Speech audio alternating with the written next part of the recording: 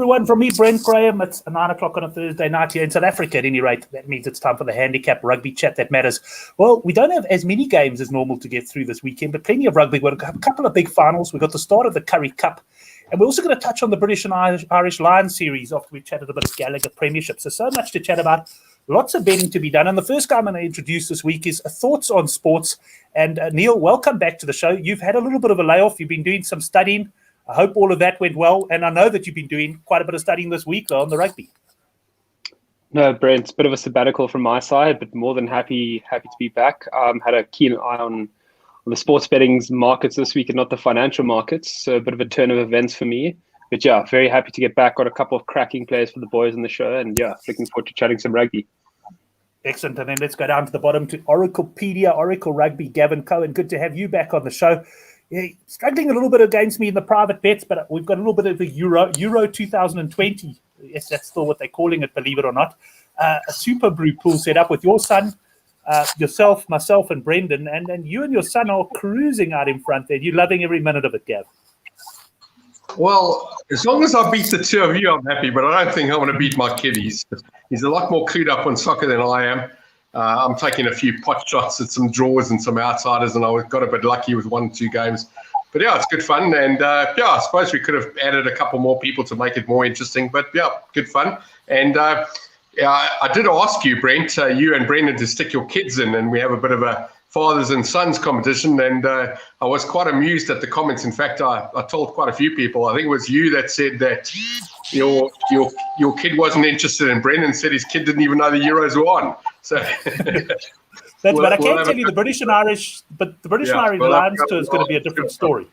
And we'll have a fathers and sons league. And I mean, Sean and Jordan can come in, because I think Sean Nicholas is Jordan's dad, if I'm not mistaken. But we'll have that. But we'll also have a big. We'll do a good for the game Super Brew League. But we'll also have a pay to play where we all put in like $500. And we go for it, and we try to get like 100 people, try to get 50 grand in the pool or something like that. We'll definitely go for that. And nodding his head, he's hopefully going to pay us via his PayPal account there somewhere. It's Chris Rowe. Chris, good to have you back on the show. I've been following you on Twitter, of course, and you've been in pretty good nick with your doubles and trebles, the odd slip. But overall, I'd say you're showing a healthy profit the last few weeks. Yeah, thanks, Brent. Yeah, good to be back. Yeah, it's been going well on my side personally. So yeah, no complaints. Excellent. Well, look forward to getting all the thoughts on the show, and let's get started. I was going to start with the finals, but then I realized the Currie Cup, I think we've got a Friday night game, so we'll start off with that. And Gavin, I'm going to go straight into you on the Currie Cup game. The first game is the Pumas up against, let's call them your side, the Golden Lions. And here we got a handicap of 7.5 points. I think you might be able to get plus 8.5 Pumas. There certainly was early in the week. Of course, the Currie Cup, we've got a situation in the Currie Cup where a lot of all of the Springboks are missing. So you've got to be a little bit careful. I know you're not really one for team selection. What do you make here? The Pumas in Nelspruit against your Lions and the 7.5 point underdogs. Okay, so the first thing I noticed about this game, Brent, is that we don't really lose any players. We've lost a couple, but it's really nothing. The second thing I noticed is the guy, I used to work with this guy, Darry Worthington. And every time I saw Frankie Horn on the TV, he looks like, and what do they call it, a doppelganger for Frankie Horn. So yeah, I just think that 7.5 is too low. The normal Lions handicap here would be around about 12, maybe 14. I know that we had Western Province at 19 last year. I think 7.5 is an absolute gift. I'm on the minus here. I'm not worried about losing a couple of Springbok players. Really, minus 7.5 is an absolute gift. The Pumas have played absolutely nothing. Well, they may have had a few games. I haven't even looked. And if they have, it's been to no competition whatsoever. I think the Lions win this game easily. Right, Lions on the minus for you. We got Nathan just asking where the game is played, and I'm not going to bring up Guy Stone's comment in the live chat there on Facebook. A couple of words that YouTube might take offense to.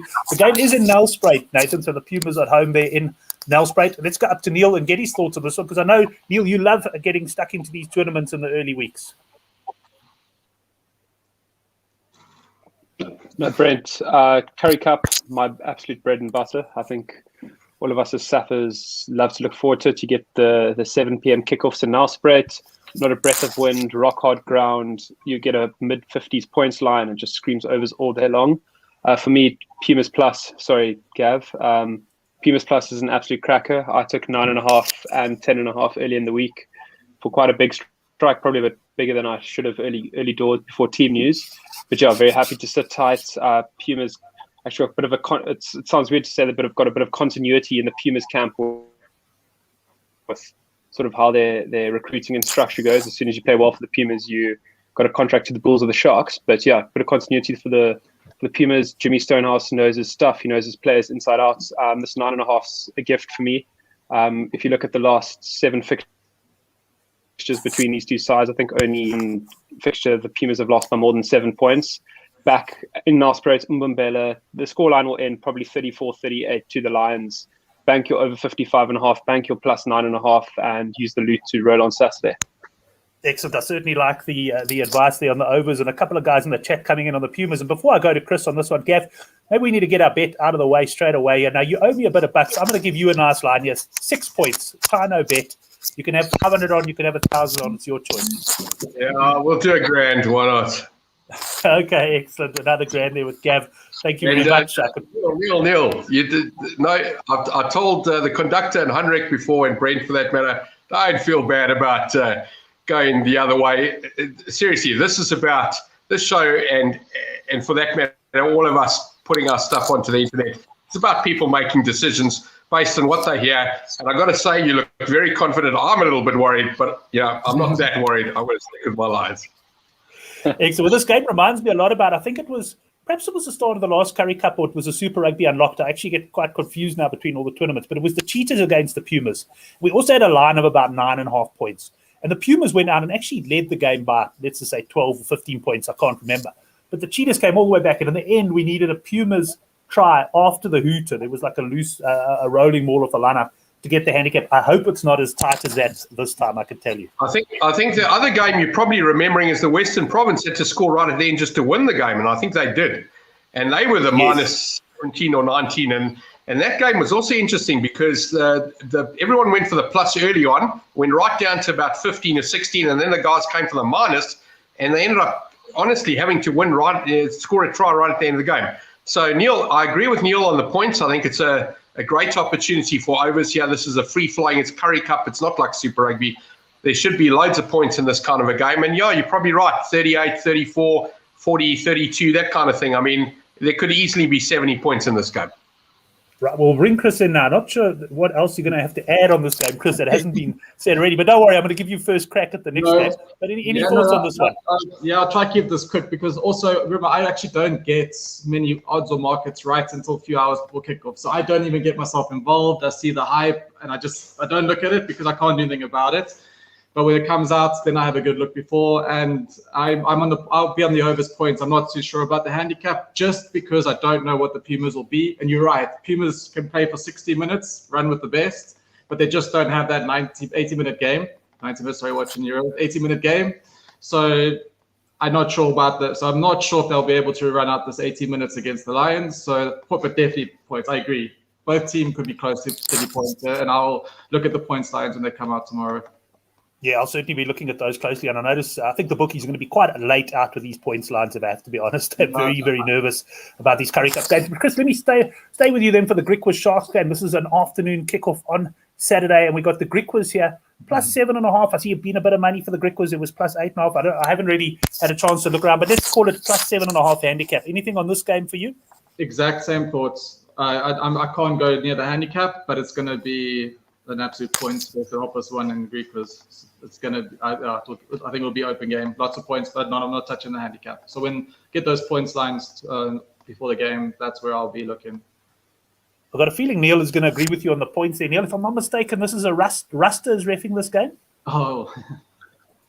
Yes, Brent. And men only want one thing, and it's absolutely disgusting, and it's Ruster to ref a 1:30 kickoff in Griqualand in winter. So I think that says it all. But jokes aside, Brent, I was hoping that all the traders around the world were watching this and we could fly in and say we were all confident on the unders in Griqualand and hope for the opposite here. But unfortunately, I'll be very shocked if we get a 50s points line here. This is coming out at 62.5. And yeah, overs probably will land there, but it's definitely not the house on the over 62.5. I was a little bit disappointed when I saw the side that the Sharks named, but stronger than I would have hoped. I was hoping they would have chucked a couple of youngsters in because that's always good for points. But I think that Sharks are going there with full house on their mind. So I expect Sharks to get the business done. Early doors when the line came out, I was quite bullish on Griquas plus 7.5, but didn't see my money just because I was a bit tentative on the team news. So I've held fire on the handicap there, but we'll wait for points, hoping to get maybe a low Griquas points line. Geez, I'd love it. Maybe a 23.5, 24.5. Over 2.5 tries, probably a bit ambitious. Over 3.5 tries, probably where we're looking for Griquas. But yeah, so I think total overs, anything in the 50s, great. But yeah, we're looking at a low 60s here. Yeah, I agree with you. That's probably where they're going to come out. And I think there can be very few bookmakers that even price up on the tries, but I totally agree with you on Griquas tries. There should be a cracking game with loads of points. And Oracle Rugby, anything on the handicap? I know you're more of a handicap than a points punter. Yeah, so I just wanted to go over 3.5 dives in the games today. I mean, this looked like an absolute dive. As soon as he touched his foot, Netherlands just got a penalty in this game. I did go 4-0, so I'm quite excited about that, but I'm not excited about the heroics. Anyway, back to the Currie Cup. Brent, I'm going with a minus here again, and I'm really basing this on experience or should I say game fitness. I don't know. The Sharks and the Lions, any of the Super Rugby teams playing this weekend. I know that the Bulls have got a rubbish team or whatever it is, but in this case, I've got to go with the Sharks here. A single digit again. This handicap should be 12, 13, 14. It's too low for me. I've got to go with a minus here. A team that's been, most of the players having had match fitness, match game time against a team that just hasn't.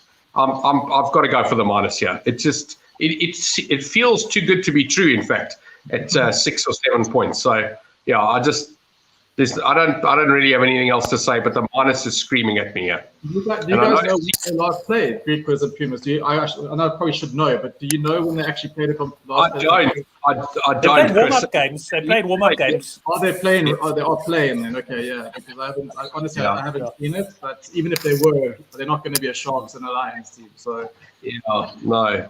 I don't think so. Griquas beat the Cheetahs. Griquas beat the Cheetahs in a warm-up game in Kimberley, I think by 4 points. But having said that, the Cheetahs were also beaten by the Invitational EP Kings sort of put together outfit not long ago. So not sure how much you can put this way, Gab. I agree with you there. I think at the end of the day, yeah, the Griquas guys have been training over this period, but the Sharks guys have been playing matches, and I think the match fitness will count. As Neil says, by the side that they've selected, they've obviously come there to grab the points. And yeah, they probably will, as Johan says, come out firing and beat the handicap comfortably. But Gav, I'm going to put you on the spot for the next game because I don't know if you've seen the handicap for this game. Yeah, it was. I think it was 33.5 when it opened. I see 29.5 now on player bets. Let's quickly have a look. In fact, Sunbet don't even have this game up at the moment. So here we got, let's call it 29.5, 30 points. We've got the Bulls underdogs. Now, obviously, the Bulls are playing 2 games on the same day. They got 28 of their players over in Italy, and we'll talk about that game later. Then they've got this side, plus they're without their box. They don't have as many boxes as some of the other sides. Bottom line is here, we've got Varsity Cup players and that will be playing against the Western Province side that also have lost a few players, but I had to laugh. They had a press conference in Western Province were trying to claim the underdog tag in this game. I mean, have you ever heard anything so ridiculous in your life? Here we got a big handicap, Gav. What are you going to do? I saw, what time is this game, Brent? Is this a 7 o'clock game? Because it's a 4 o'clock kickoff. I heard Neil say the game was at 1:30. Is that right? Yes, I think it's the Griquas game kicks off earlier. Neil's 1:30. I have absolutely no idea why they're playing at lunchtime. I mean, that's just crazy. So what is it? Sorry, did you say this is a 3 o'clock game? Yeah, it's probably so that they don't clash with the Benetton Bulls game. So they probably moved the games early for that reason. This game is kicking off at 4 o'clock. 4 o'clock. Okay. Yeah. This is just a maths punt for me. 29, 30, 31, whatever you can get. I haven't had a bet yet on this game. I'll probably take it a bit closer to game time. Honestly, 30 points is too much. I can't believe that even a D Bulls team can get done by that much. They got Jake White. He's been involved with these players. I don't know. It just seems too. I think they've overreacted here. I think the right handicap probably should have been something like 18 or 20 points with a weak team, but still, it just feels too high. Simple. Just feels too high mathematically. Yeah, and certainly the punters have come for the plus. There was definitely support for the Bulls at about the plus 33.5 levels. Let's go to Chris. Chris, probably not a game you would have got involved in yet. And I guess challenging in the sense that, yes, the Bulls are putting out effectively a CD team. But unless you really have a bit of insight into those players, you don't really know how strong they are. No.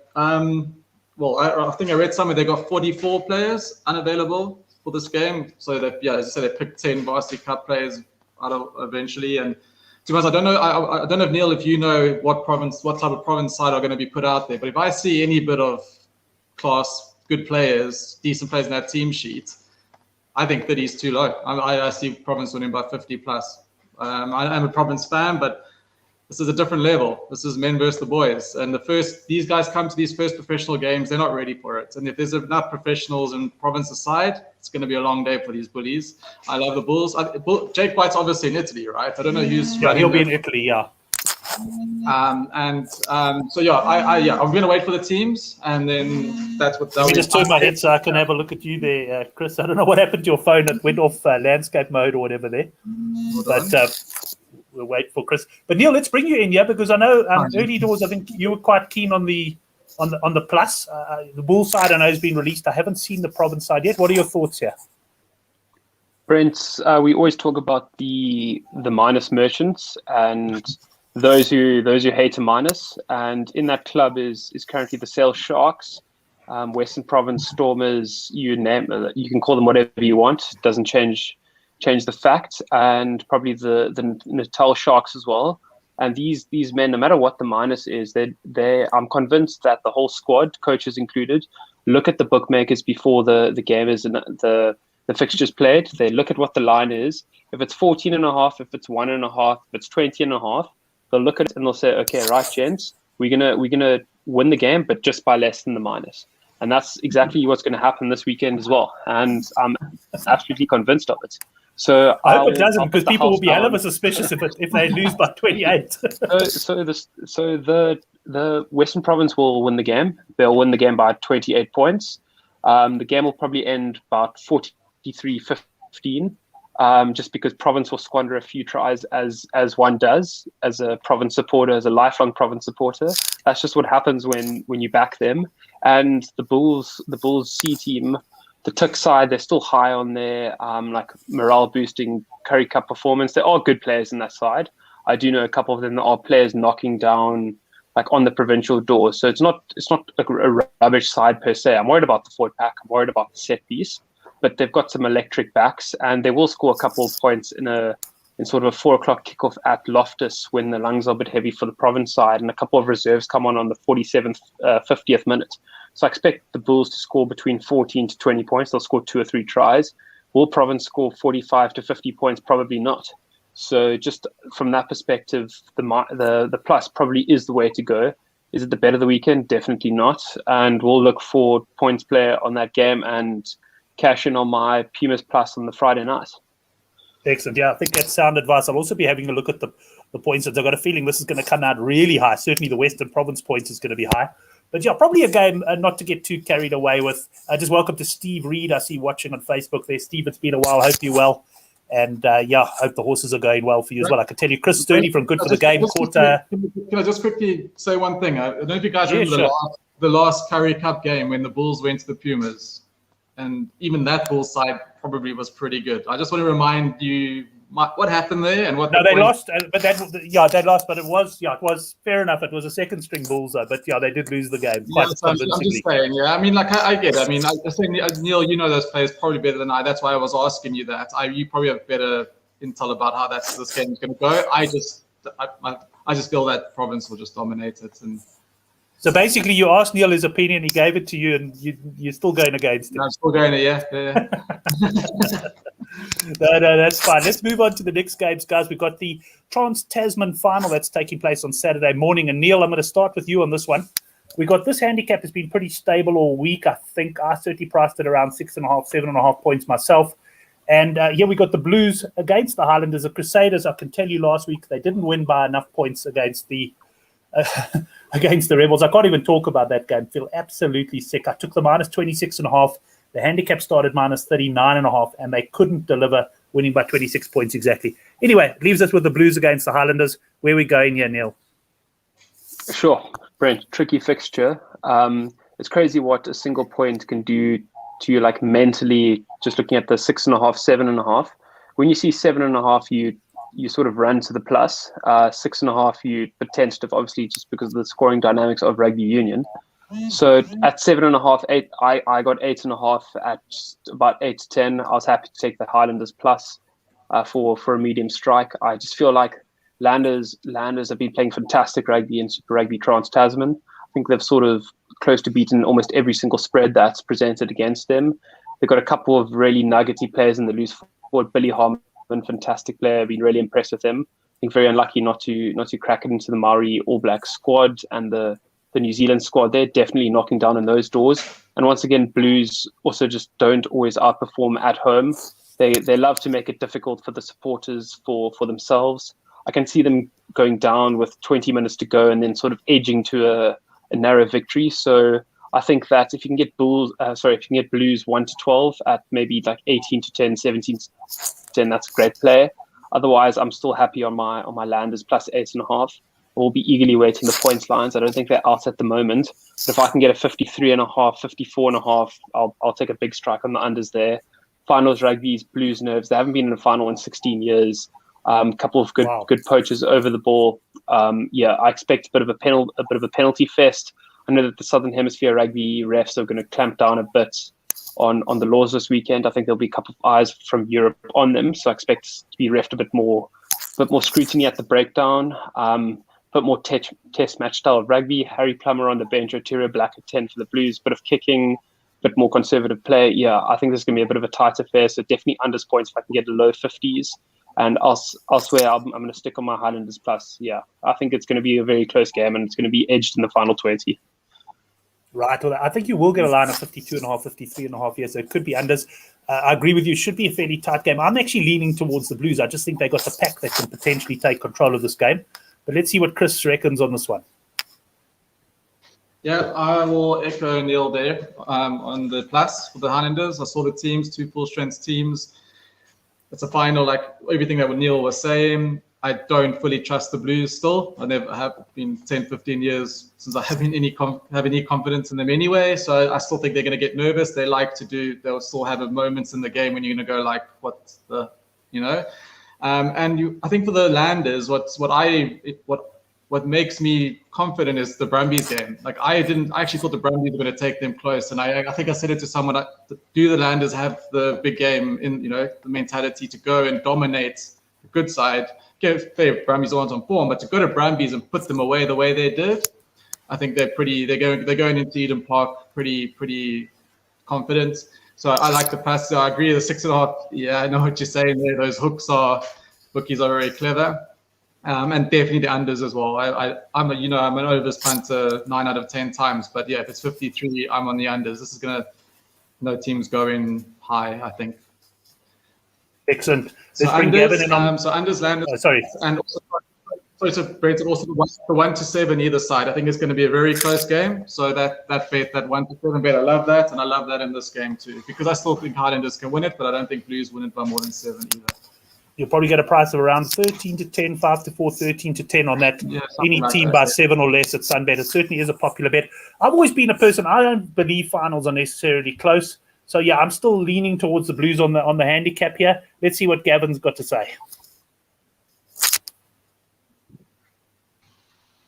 Gav? Brent, I'm going to go one step further. I agree with what Chris said about the game against the Brumbies. So when I go into finals, and as Neil said, that 7 line always scares you because we know the maths behind rugby, and 7 is just that magical number that you just don't like. I'm not a minus punter here for the Blues. I wouldn't be taking plus 6.5. I may take plus 7.5, but in this case, I would rather have a smaller bet on the board and just go Highlanders to lift the cup, probably get around about anything between 2 to 1 and 5 to 2. Haven't had a bet yet, but I would be interested in that. I think there's a bit of value in a team that's impressed us over the last couple of weeks against a team, as you quite clearly pointed out, haven't been in this situation in 16 years. I didn't know it was that long. It felt like it was about 14 or 12 years. But yeah, so when I open up my wallet and I look at my wallet and I say Blues, Highlanders, the wallet is screaming Highlanders. Don't touch the Blues. It's had the pain. It's had everything. I'm just it's a dangerous position to be in back in the Blues here. They haven't been in this situation for a long time, and they certainly playing against a team that have definitely impressed us. There's nothing wrong with what we've seen with the Highlanders of the last couple of games. So there's a lot of value in a price about a 2-1 or bigger to lift the cup here. Essence under Paris agreeing with the Oracle there. So the boys seem to be thinking Highlanders on the plus there. I'm probably the only one going a little bit against the grain, but certainly not a confident pick for me. I like that unders pick of Neil as well. Oracle, just a quick story. I know you got them on the board, but 1 to 10, I see you can get, use decimals, 4.50 has been around early in the week. I mean, for me, that's okay. No, 100%, Chris. You're right. In this game, Chris is 100% right here. Instead of taking the 2 or 5 to 2 or whatever you get, you're better off taking 7 to 2 or 4 to 1, whatever you can get on a 1 to 10 or a 1 to 12 if that's possible. But I wouldn't be taking Blues 1 to 12. Yeah, I know you said 1 to 7 each way. That's probably okay if you want to sit on the fence. I'm not a fence sitter. I'm going to go for the win here, and I think you're right. And that's exactly what I'm going to. I don't see the Blues winning this game by anything more than 5, never mind 10. So I think it'll be a close Blues win. Well, I don't think that. I'm hoping for that based on the price. Maths for me as well. Right, that takes us to the end of that. I think, Neil, you also just mentioning in our private chat, they're probably a better option than the Highlanders win. Also, the 7 to 2 that they win by 1 to 12. I'm not a big 1 to 12 punter myself, although, yeah, if the value's there, the value's there. You know, at the end of the day, I just always feel the problem with the 1 to 12 for me is you're never safe. That's why I like an overs play. You know, when overs arrives after 50 minutes, you bank your money and you're gone. With the 1 to 12, there's always going to be some doubt about that going right into the last minute. But I agree with you, the 7 to 2 there is some pretty good value. Oracle, I want to stay with you, though, for the next final we're going to talk about it. That's the Rainbow taking place in Treviso there. And it's Benetton up against the Bulls. Now, Gav, I don't know if you followed the markets here, but the line opened sort of plus 13.5, plus 14.5 Benetton. I actually priced this game at 4.5. And I did expect movement in favour of Benetton, but I did not expect the line to move to plus 3.5, plus 4.5, where it is now so quickly. Is that Oracle's granny's money that shifted the line, or is that someone else's? No, but I actually think they got the wrong favourite here. I did see I didn't see 13. I saw when I spotted it, it was about 9 or 10. And I'm not surprised at this. In fact, I expect the Bulls to start this game as favourite. I expected the Sharks to win last week and go over there and thrash this Benetton team. Like anyone who's punting minus Benetton here is crazy. The Bulls will win this game. We're too good. We're much better than them. It's I don't know. It's A League versus B League. They're not in the same league as us. Bulls will smash these guys. So they got the wrong favourite. Yeah. But the Bulls are the favourites, Gav? Oh, sorry. Then they right. Sorry, I know. I actually thought everyone was talking about the Bulls being plus. No. Yeah, wait. Wait, if this is where this line's going, they'll punt the Bulls into plus. Don't even take your bet now if you're backing the Bulls. Just wait. If you get a even money or whatever it is, no. Sorry, I do apologise. I didn't even realise the Bulls were the minus team here. They were 100% right. I have no idea. It should have gone the other way. Bulls will win this game comfortably. Don't worry about whatever the bookmakers have got here. At the end of the day, the advice is the same. Back the Bulls. This is European bookmakers thinking that they're better than us and they know better than what we know. Excellent. Well, Steve Reed's in agreement with you there. I must say, I'd love to see someone do a TikTok video of someone taking Oracle's advice on the channel and backing one team and then suddenly realizing, no, the other team should be favorites, and placing about 5 bets during the course of the conversation. Right, let's go to you, Chris. What are your thoughts on this one? Well, I do know the Bulls are the favorites. And yeah, I'm totally with Gavin. Yeah, so this is going to be an interesting one, what I say now, because even at 12, I was still a Bulls punter. I wasn't sure because I didn't know about the team and who's traveling, reps. There are certain factors, where a plus 12 is in the game. Bulls versus Benetton, and you yeah, exactly. It's just, for me, Benetton shouldn't be in this match. Okay, they've had 1 or 2 impressive games against Glasgow, which was a good team. Connor, You never know what you're going to get. Just scraping through Zebra. Bulls are winners at the moment. They're winning. They're a machine. I had this at 20. But everyone was going Benetton, and as you see, it went 12-4. And now I'm going to be putting a bit of money on Bulls minus. I don't know how Benetton will live with this unless the ref starts cheating, which he probably will. And that's why it's gone down, because someone knows something. But on the team sheets and teams versus each other, this is not a 4-point game by any means for me. Yeah, well, I'll definitely come to you now. Before we go to Neil, because I'd like Neil to wrap up this game, because whatever he says, I'm going to back blindly, I can tell you. Gav, what are your thoughts on that? Just quickly, the ref, I don't know if it's been announced yet, but yeah, good chance of an Italian ref, which not to say the guy's going to rig the thing, but he's going to blow it. Probably the marginal calls will go the Italians' way. What do you got for us, Mr. Cohen? Yeah, I actually just want to understand one thing, and Chris is right. Sorry, I didn't talk about that. What worried me about this Benetton team is they've almost been put in this situation. So I want to know, I see they've got awarded points. I didn't do too much digging into that, and I have no idea why. It did seem a little bit odd that this Italian team was leading the whole conference, and at the same time we were awarded the final. I suppose the final was negotiated months ago, but does anyone know how this Benetton team actually got the awarded points that they were given to put themselves in this situation?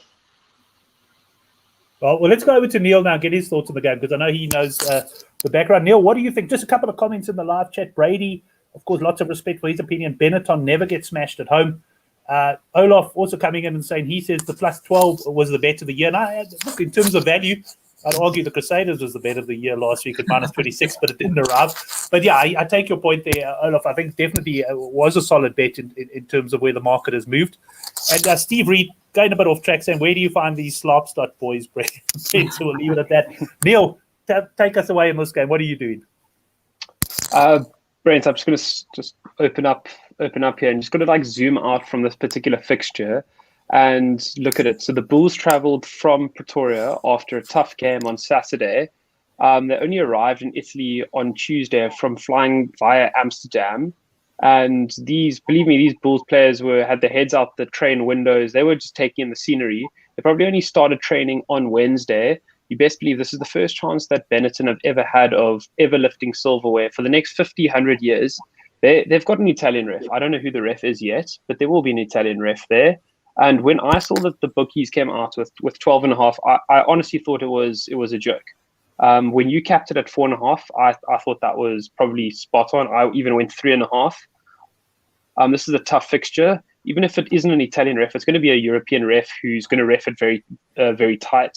The Bulls players are used to having club level reffing, where the attacking side gets the advantage no matter what the infringement is. And the Bulls have had momentum a lot of the course of the season, so they've always had advantage. So when you have a European ref with home supporters, 1,000 Italians screaming at the top of their lungs, playing in their first final, outgoing coach Kieran Frowley is going to coach the Italian national side. The Bennies plus was absolutely golden. At 4.5, I still wouldn't be taking the Bulls minus. I think this is correctly priced. Finally, the bookies have woken up. And early in the week, I actually had a slight half-unit nibble on Highlanders Benetton double outrights on the board, and I think it came to about just 19-1 or something. And yeah, I think that I would really stay clear of this game if you are firmly in the Bulls camp. I would be nervous for you. It's going to be a very frustrating game for the Bulls. None of the calls are going to go their way, and I can see it's going to be really going to be settled in sort of. It's going to take a freak moment to settle this game if the Bulls want to win this fixture. They're going to try to play a bit of an expansive game, and that's going to really frustrate them. The Benetton are going to strangle them. Benetton are very strong at set pieces. They have a good scrum, a couple of South Africans in the back row. They've got a good kicker. Paulo Garbisi's great off the tee, good on the tactical. They're going to pin them back. Yes, it's going to be great conditions in Italy. But yeah, I think this is a bit of a banana peel for the Bulls, and I would be still surprised if they manage to get over the ropes here. So I think still, even at 4.5, I'm probably leaning Benetton plus. Right, interesting. So Neil, very bullish in the Benetton cap, and Oracle, a little bit of food for thought for you ahead of this one. Certainly, yeah, if you got the plus 13 or the plus 12.5, guys, it's certainly, whether it arrives or not, it was certainly a great bet and a great spot of the value there. Let's move on then, gents. We've covered those big ones. Let's go on to the Gallagher Premiership. I also want to touch on a bit of top 14 because I believe it's semi-final time, and I know Neil's got some views on that. Just to let the guys watching know what we'll do for the rest of the show, we'll cover the Gallagher and the top 14. We'll then go to best bets. and then we'll just talk about the British and Irish Lions series, have a look at the latest betting there, and get the panel's view on that, because I think it's time to start building up to that one in a big way. Let's talk Gallagher Premiership, though. And Neil, I'm going to start with you. We've got the first game, Bristol Bears against Harlequins. And here we got a line of -7.5 Bears and a points line of 52.5. But perhaps just before you get in, just explain to us how these playoffs work. And is this basically a semi-final, or is this one away from a semi? How does it work? Yeah, so Brent, these are straight semis. So we've got Bristol up against Harlequins. If Bristol win, they host the final from finishing top of the league. However, if Harlequins win and if Exeter win the second semi, then Exeter will host. So it's just a straight shootout semi-final. So I'll just start off with Bristol Harlequins, 2:30 kickoff, Wayne Barnes on the whistle. Weather's not looking as pleasing as initially thought. I was eyeing a big overs here at 52.5, even in semi-final rugby. Early kickoff, Wayne Barnes, he's the biggest overs referee in world rugby. But I think I'll probably steer clear for the moment, and just happy to take small strike on Harlequins plus 8.5. I just feel that they've had a fantastic season to date, and I just feel like they will cover a decent plus here. I just see Brady's just chipped in with the final at Twickenham. Yeah, so thanks for that, Brady. Right, and Chris, let's go to you on this one. You follow your European rugby closely, of course. I'm a big Bristol Bears fan, but final time, it might be this plus 7.5 or 8.5 here. Yeah, I mean, Quins have had an awesome season. They're a great side. Also, I agree, if it was a dry day, I probably would be going overs as well, because the last game at Ashton Gate was an absolute cracker. I don't know if anyone caught that. It was good, but I don't think it would be that open this time round. To be honest, I'm not a cap better yet either. But Bristol are going to win the game. I don't think Quins have that game yet, because they're so good. They're awesome to watch, but they're still too bad in defense for big games and against a team like Bristol. Bristol will work them out, and they won't be able to hold them out. But it's quite close cap. So I'm not going to bet on the cap, but I'll probably bet like in the Bristol 1-10 camp as well. Again, 1-12. Excellent. Just a shout out there to Pierre Killian. He's been a guest on the show before. He's taken a bit of a sabbatical from betting, but he's coming back, and he actually popped me a WhatsApp in the week. He said, get on the Lions -13.5 against Japan. We will, of course, talk in more detail about that game next week. Now, Gavin, just quickly, I don't think you want to. Do you want us to come to you for Europe, or are you going to wait for the British and Irish Lions and the best bets? This is gibberish. This is another language. I was about to say bonjour to Brady, but honestly, this English rugby, I don't watch it. Simple as that. So I'm listening. Got the Netherlands, Austria here, listening, and I'll jump back in when we talk Lions. Excellent, good stuff. Well, we'll stay with Chris here. I do want to say one thing though. I absolutely love the English Premiership, the Gallagher Premiership rugby. It is quality stuff, and particularly when it's played at this time of year when the conditions are good. You know, normally a lot of the games played over December, there's no teams that can make an entertaining match sometimes in some of those conditions. We've got a lot of artificial pitches now, but really the intensity of the games. I mean, I think it was the Bristol Bears Exeter Chiefs game earlier in the season. I mean, that was as good a game as I've seen anywhere, you know, the sort of way they play. So, Chris, let's go into the next game because it's an interesting fixture. We got the Exeter Chiefs against Sale. Now, last week, these sides met, and Sale were actually looking very much like winning the game. In fact, they were well clear, and the opponents got a red card. And from there, Exeter dominated the match and ended up winning. They now play. Here we got a handicap of 7.5 points. And gee, this looks a well-set handicap to me. Yeah, exactly. Another very, very well-set handicap.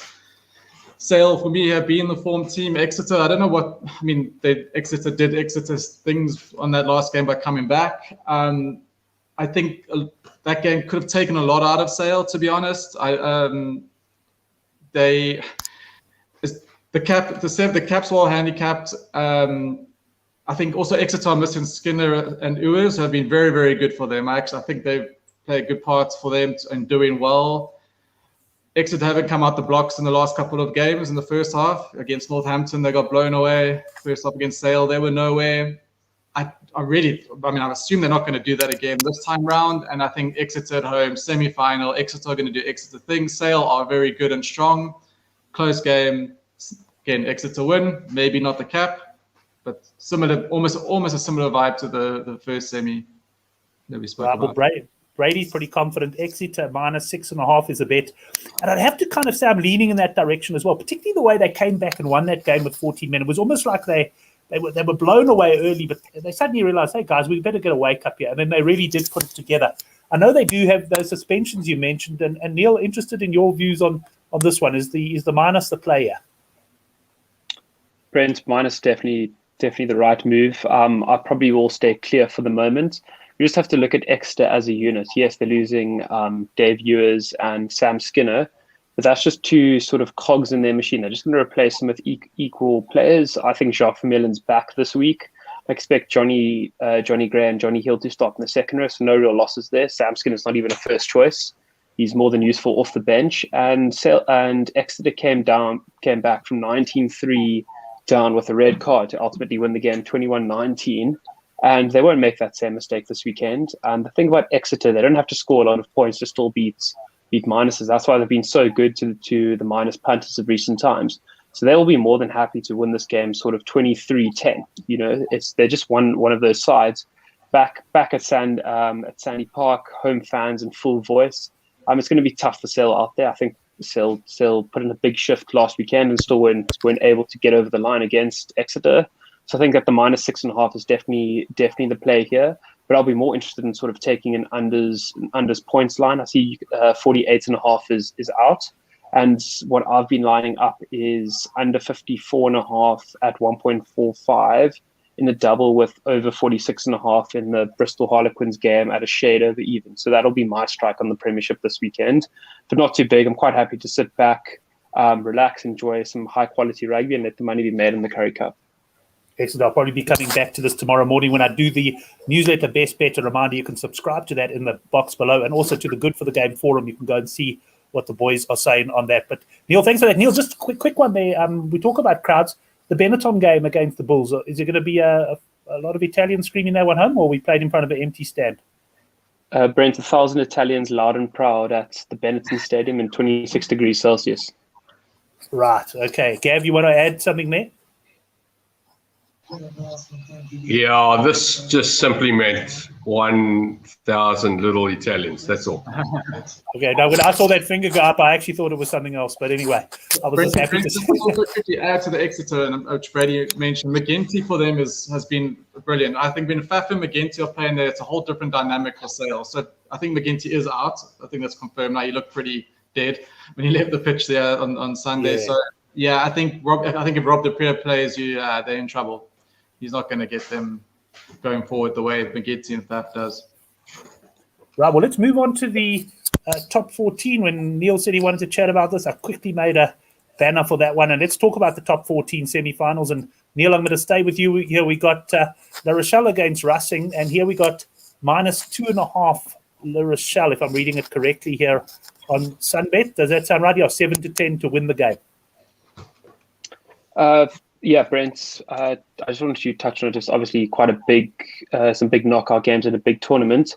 I'm not a huge punter on top 14. I do throw the odd unit or two on it, but just for this, I got a bit of insight from Brady recently that there could be the roof coming over, just do a bit of inclement weather in La Rochelle. So I think that if you can get a +3.5 for Racing, that is a good bet to take. I wouldn't put the house down, but definitely worth a unit or two. And then just on the Toulouse game, I think that I quite like the Toulouse halftime, full time at about 8-10. I just think that in a knockout game, there'll probably be a slight lead up at halftime, and then they'll go on to close out the game. A couple of match winners in the Toulouse side. So I think those are just two bets from me. Not huge bets, but enough to have a bit of interest. Excellent. Chris, anything for you on the top 14? Yeah, well, yeah, I was big on La Rochelle because I love La Rochelle. They're my team, French team. But I think also talking to some of the guys in France and the guys who know French rugby, they're better than me. It's not made me bet yet and made me a little bit skeptical. On instinct, I think La Rochelle going to win, and I like Toulouse as well. I think Toulouse, La Rochelle rematch, and I think why I say La Rochelle, because I think they really want revenge. They would love to meet Toulouse in that final and get some revenge. But look, Racing's team is better, probably on paper, right? But French rugby, semi-finals, who knows, eh? Yeah, sounds like it should be good games. Are we getting those, Neil? Do we get them televised? I don't think so, hey? No, not televised, but there are various streaming links that you can use to watch the games. There are ways and means. Let's just get Brady's comments here on this. I see he's popped in. Well, he's popped his comments on the live chat. Racing on the board at 12 to 10. Like my guru always say, they have the wrong favourite here. I wonder who could be referring to their oracle. And Brady reckons both top 14 games are played in Lille. I don't know if I'm pronouncing that right. But anyway, we've got that one. But thanks, guys. Thanks for the comments on the top 14. What we're going to do now to the guys watching live, we're going to go through best bets, but we're not ending the show there. We're going to then just have a little segment at the end. We'll talk about the British and Irish Lions tour that's coming up. But let's start with the best bets. And Chris, I'm going to go with you first. At the moment, very, very much like the Highlanders plus 7.5, not 6.5 if you can't get it. And the 1 to 7 margin, that's my top. Certainly loads of points in Griquas when it comes out. Like I know if it's just be careful what it is. If it is around 60, but I still think it will be cleared. And those will be my main bets. And I'm liking the closer game. I know you agree that the semis and them don't normally end close, but I'm going to be better more on the plus handicaps. If I do, I'll probably tease them out in my doubles and trebles, tease handicaps out a bit, and get myself around an even 2.5 treble or double, and that will be my strategy for the weekend. Right, and the guys can catch you on Twitter there. You'll be posting your doubles and trebles there. They can have a look at that. Yeah, not that I don't think a semi-final will be close. I don't see a semi-final and a final as an indicator of a close game necessarily. In fact, there was a time in Super Rugby where the stats pointed right against it. And one of the reasons for that is that there's no chasing of bonus points. A team is content, like Neil says in the Exeter game, for example. They just want to win the game. And if they're 9 points ahead, they're not going to go for the fourth try. They're going to go for the post to go 12 points ahead. Whereas the other team who are now 12 points behind or so have to start chasing the game. That's my logic, but it certainly doesn't mean we can't get close games. Let's go to Oracle then for his best bet of the weekend. Hopefully it's not to take my money in the Pumas match. I like that one, Brent, but I honestly like the Sharks one better. I think that there's massive value on the Sharks here at minus 7.5 or single-digit minus for that matter. I honestly think they'll win this game comfortably. And it's all down to the match fitness of the Griquas, and the Sharks having had a decent season so far. I did expect them to win last week. I got that wrong, obviously. Quite surprised there. But yeah, I do think they'll bounce back, and you know, even though it's not a full team that you would get without the Springboks, but I do think it's the right way to go. They'll be far better than this average, not recently played Griquas team. And I know they've had those friendlies, but they're not. That don't mean anything to me. Right, and let's get Neil's best bets on the weekend before we move into the Lions. Brent, best bets by a mile is the Lions plus. The Pumas plus 9.5. I think you can still get 9.5 if that is available. Otherwise, obviously, we'll look towards points. I really do like that double points line that I mentioned in the English Premiership.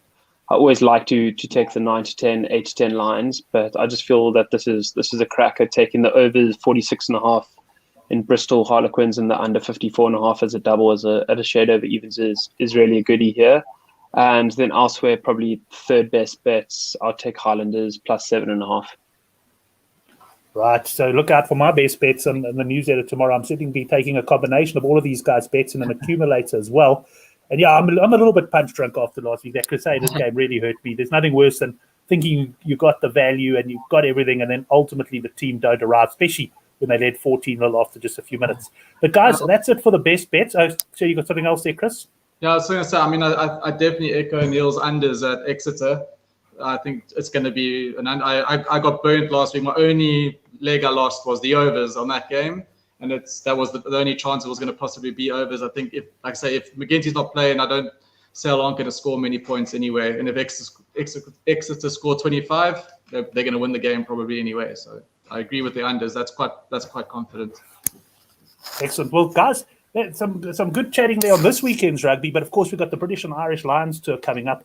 big plans for that on Good for the Game as well. We're going to have a Super Brew competition. And also, I'm going to personally run a Super Brew buy-in competition. We'll go 500 Rand each. Let's see if we can get 100 guys and a pot of 50,000 to play for. We'll probably pay, if we've got 100 players, we'll certainly pay out the top 9 or 10. We'll certainly show nice profit on the game. But let's move on to the Box and British and Irish Lions. I'm using Bet Exchange prices for the purposes of this. I can tell you there's some variety out there amongst the bookmakers, though. But Neil, I'm going to start with you. But Box, British and Irish Lions series betting here. Bet Exchange are going even money the pair, which I found quite interesting. And they're going 14-1 the draw. That's a little bit short for me on the draw, but they're obviously expecting a really tight series. You can get, for example, 11-10 South Africa to win the series, and there's 15-20 elsewhere. Well, what's your thinking in terms of the series, and how excited are you for it? Yeah, Brent, obviously as a patriotic South African supporter, my head's a bit swayed here. I think I wake up 2 or 3 times in the middle of the night with differing opinions on this tour and how it's going to land up. It's a Monday morning, and I'm all in the Springbok camp. Just thinking, daydreaming about Marcel Coetzee with the taped head sprinting out at Loftus, but then I think back to no supporters in the ground, and just the intensity of the English Premiership, and just how well the teams have been playing up there, and just how undercooked the Box are, and all of that. So it really is a tough call. I think that the bookies have got it spot on. I think I probably would make British and Irish Lions marginal favourites. I've just seen what they've been able to do in the past in New Zealand, to draw a series in New Zealand in a packed stadium with probably a weaker side than they have now. So I think that's just speaking more with the head than the heart here. The British and Irish Lions probably is the right call. Am I going to put money on the Lions to beat the Springboks? Most certainly not. I'll be singing loud and proud with my Springbok jersey on and my beer in hand. So yeah, I think I'll leave the outright bettings for now, and I'll look to get more involved in the fixtures closer to the time. Excellent. Well, I'm going to come to you and just quickly at the end as well to see if you like anything else at this early stage, but we won't spend too much time on it now. Just to let you know that it is possible to wear a Springbok jersey, drink a beer, and still lose money when they win. I proved that in the World Cup final when I was in a room full of Springbok supporters shouting the English home because I had a bloody big bet on them. Let's go to Chris, because we'll get Oracle's thoughts after that. Chris, are you excited for the series? I mean, you're obviously not going to be in locals to feel the atmosphere, but as Neil says, it's not like we're going to be able to go to the grounds anyway. And the way things are going with Cyril's family meetings, we'll be lucky to sit in a pub and watch the game. What are your views? Yeah, no, I'm exactly the same. For me, everything about the Lions tour is not happening, and it's the crowd, the intensity, the atmosphere, everything about it. What the Lions get up to, what the Springboks are thinking. It's just not a Lions tour to me. It just still feels more of a rugby match like we've seen in our local games when there's no crowds and no atmosphere. I don't know how these guys are going to get themselves up. They're going to be isolated in bubbles. I truly believe COVID's going to play a part. So yeah, we can go yeah sure. And then we just need an outbreak in one of the teams and everything's different. So it's hard for me to get excited about it. When the game comes and there's a match on, sure, I'm going to watch it. But it's not a Lions tour to me. Who's going to win it? Same as Neil. Every day I have a different opinion. It's definitely a 2-1 series. Who it is, I don't know. I think maybe the Boks will come out strong, firing in the first, and then maybe the Lions on the second. I don't know who wins the third. If do the Lions run out of puff because they're just like sitting around doing nothing, like getting themselves amped to win, and then I just think maybe the Springboks don't have enough firepower either for hard, intense series. So 1-1 after 2 tests, and then a decider in Joburg. Right, well, let's bring Oracle Rugby now. Now, I can tell you I put those prices there, especially to bring Oracle on, because I've got a feeling there's one of those prices that he really likes. Oracle, what are your thoughts here on the British and Irish Lions? Well, I'm interested to see that. Is this Bet Exchange as well? The same lot that you showed? Yes, that's 11-2, the 3-0. I haven't quoted all the prices. There's obviously the 2-0s and all of that, assuming there's a drawn test somewhere. Yeah, no, I understand that. But if they're going even money the pair, here they got 15-10 and 18-10 and 7-2 and 11-2. So it doesn't make sense to me that they'd be betting even money the pair. So somebody's not done their maths, or the wrong oaks pushed the wrong button. I don't know, but look, I think they're probably standing they're probably standing one of the teams and looking to lay the other one or something along those lines. Yeah, so let's look at this mathematically. I mean, if you're going to take the Lions at 3 love at 7-2, I don't think you're getting value, and the 11-2 looks like a bit of value because you've got to work out the multiple of the 3 prices. I mean, assuming the Lions start at if they're 9 to 10 each time, I don't know, 8 to 10 each time, 3 8 to 10s, I think, are 5 to 2. Sorry, 2 8 to 10s are 5 to 2, 3 8 to 10, surely above 7 to 2. They win the first 2 games. I suppose they're going to be 6 to 10 for the last game. I don't know. I don't think there's much value in taking 7 to 2 about 3-0. I also don't think there's much value in taking 11 to 2 about 3-0 South Africa. I don't know. I'd rather just take the even money South Africa to win the tournament. And as you've said, it's probably 11 to 10 out there somewhere. Somebody's going to have a bigger price. I know that, I forget his name now, Paper, the oak at Bet Exchange. He knows me very well. They are going even money about the Lions because they want to lay them. That sounds like the biggest price in the world. So if you're a Lions punter, you've got to go and climb into that even money. If you're a South African punter, don't go anywhere near Bet Exchange. There's going to be somebody offering more than even money else out there. I also think that with what we saw in the World Cup final, the English bookmakers are running this. So don't worry about what the South African bookmakers are doing. They're following. When the English bookmakers, when the money starts pouring in for the Lions, as I expected to, we might even get as much as 15 to 10 to win the series on the South Africa. So don't take anything near even money about South Africa. If you want to back South Africa, wait a little bit, you'll get a better price. And also, just to go back to what Neil said earlier, and Chris for that matter, about the Lions coming over here. I know when they went to New Zealand, the problem with the New Zealanders 4 years ago, or 5 years ago actually, was that they, in my opinion, they thought they won the series already. When they walked onto the field each and every one of those 3 matches, and they got themselves into a bit of trouble. South Africans aren't like that. We don't walk on fields thinking we've won series. Because we've lost to these guys before, we know how tough it is. And it is going to be tough. I expect all these matches to be close. I don't think any of them will be runaways, probably within 7 points either way of every single one of these matches. So it's going to be a great series. I'm with Neil and in fact with all of you with my South African shirt on and my beer. I'll probably be backing South Africa or won't be having a bet. I cannot see myself backing the Lions. So for me, it's either South Africa at a decent price or no bet. Just interesting, you mentioned that 7 points or less there. Be interesting treble for a bookmaker to work out there is the price of that, because you'd probably get about 13 to 10 times 3, whatever that would work out to. You'd be looking probably at a nice 14 or 15 to 1 on a treble like that one, maybe even bigger. I'm not so good at maths myself these days. Neil, anything else for you on the outright markets there? I know there are quite a few exotics up. UK rugby bet, actually, I know he liked to try scorers bet he posted on Twitter there. We'll have him back on the show to talk Lions pretty soon as well. Anything else for you? Yeah, Brent, two exotics for me. First one, Toby Faletau to start the first test at 6 to 10. Couldn't decide to blink 3 times when I saw that price. I think he's quite simply a shoe-in for that number 8 jersey, at least in the first test.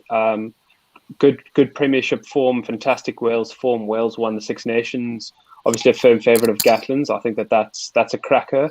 6 to 10. I think there was conductor spotted some early 6 to 10 on the British and Irish Lions captain to start the first test.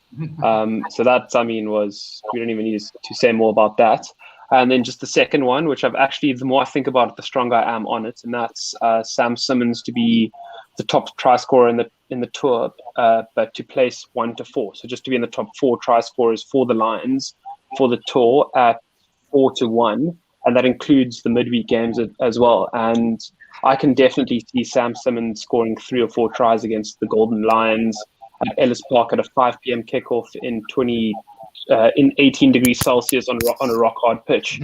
So I think that's a cracker. He'll most likely start most of those midweek fixtures and hopefully score a couple spots in the bench. So I think that's a great price. And I feel like this bet's going to be settled by sort of 1 or 2 tries. There are going to be a couple of unlikely outcomes in those 1 to 4. So they've obviously placed the big wingers in the top there at the heavy favourites. I think Sam Simmons, you're getting a 1 to 4 top try score at 4 to 1. I think that's a cracking value.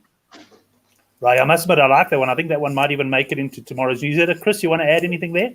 In terms of your team selections, and also chatting with some of the guys on UK rugby bets, and he's going to make the starting lineup for the Lions. And Dan Bigger was hot at 4.0 earlier in the week, and I see now he's gone right down to under evens, and you're really confident on him starting, which I believe he will. I don't believe Farrell starting at 10 at all. So that was good value. I think you can still get him at 1.6 as well, which I'm pretty sure he's going to start the first test. So that was a good bet. Josh Adams on the wing as well. I don't think Van der Merwe is going to start the first test, and I think Josh Adams will, and he's still around even money, which is, I think, pretty solid, pretty good value. And then again, the centers seem quite tricky. So if even Chris Harris could be a decent shout. He might even start. I don't know. I mean, obviously, we don't know what Gats is thinking, but I think he could be starting. And yeah, that's still good value there. Bigger and Adams to actually start the first test. I don't know. I have a sneaky suspicion. I don't know if this Gats going to start at Toje or maybe Laws on the flank. I know they seem to think the loose show is set up, but I think Laws and Toje in that position in this test will be really good. And I think why I said the Springboks will win the first test is also I'm just a little bit worried about the Sarries guys. I think there's a few of them in the team, right? And they've also been playing lower level type intensity rugby. So I think I'm wondering if the Lions are going to be a bit flat unless they start those warm-ups. So that's why I was thinking South Africa in the first test, because I'm worried maybe they're not going to be up to test match standard yet. But they're quite good players, but maybe they come out flat. Yeah, they certainly. I watched them play against, was it Ealing or something along those lines on the weekend? I mean, and obviously the opposition standard's lower, but they're certainly looking a lot sharper than they did for me a few months ago. Right, let's end off this particular Lions preview with Gavin Cohen, Oracle Rugby. Last thoughts from you, Gav. Just one more thing. Sorry, I did notice this, and I don't know if I'm right. I can't remember. I'm not looking at it right now. There's 8 games in total, so there's 5 midweek games or whatever they call them, and 3 test matches. Are they playing 5 and then 3, or is it sort of 3, then 1, then 1, then 1, then 1, then 1, like that? Or I don't know. Sorry. Neil, I'm going to call on you there because I haven't had a good look at the fixtures yet. I think it's 5 in the test. I'm not sure. So it's the 3 warm-up fixtures. And so that's including the SAA game, then it's the test straight here. Okay, that's interesting. Yeah, no, nothing further. I think as I said, Sharks to win there, but I'm looking forward to the Highlanders game. I think I've spotted a bit of value there, and hoping to reduce the deficit with you, Brent, with the line arriving in Pumaland. Yeah, and I mean you're looking pretty good in the Super Brew. I don't know if you saw Jimmy Stonehouse the last time we saw him on TV. Guy looked like he'd aged about 12 years, so I'm very interested to see what he looks like when the camera pans over to him at game time. Anyway, thanks very much, guys. Have a good weekend. Thanks, Gav. Thanks a lot, Chris. Thanks a lot, man. Enjoy the weekend. Good hunting to you, and Neil. Great to have you back on the show, and look forward to trailing you certainly on some of your bets this weekend as well. Thanks, gents. Good to chat some rugby. Those guys, Excellent. And thanks to all the guys on the live chat. Here's Henrik. He's popped in quite late. Evening, guys, at 10:02. Henrik, great stuff. No problem. You can catch the replay tomorrow, mate. And look forward to your bets as well. And Chris coming in as well. Hopefully a better week for all. You can say that again, Chris. It was an absolute shocker for me last week. And let's give Henrik the final word on the show. Unders on total points in Auckland, the best bet. And we knew he would come in, Chris, with an unders play. Guys, thanks very much. It was a great show. Lovely to talk some Lions rugby as well. And we look forward to building that up as we go on in the weeks ahead. Until next week, Thursday, 9 o'clock for the Handicap Rugby Chat That Matters. Have a good punting weekend.